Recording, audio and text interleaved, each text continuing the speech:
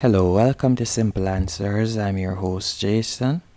In this video, I'll be showing you how to use a filter from someone else's video on TikTok. First, let's go into TikTok. Once in the app, you'll simply search for a video that is using a filter that you like, or you can simply tap on the search icon in the top right hand corner, and from there you could type in filter, or you could type in the name of the filter that you would like to use.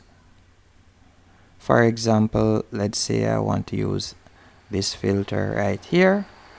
Then you're going to tap on the share icon right above the music icon right there, and you'll see the option use this filter. You'll simply tap on that and you can see it's loading. Now you'll be able to record by tapping on camera, and you'll use the same filter that that person was using in the video. And that's it. That's how to use a filter from someone else's video on TikTok. Hope you found this video helpful and informative. If you did, be sure to hit the like button and subscribe, and thank you for watching.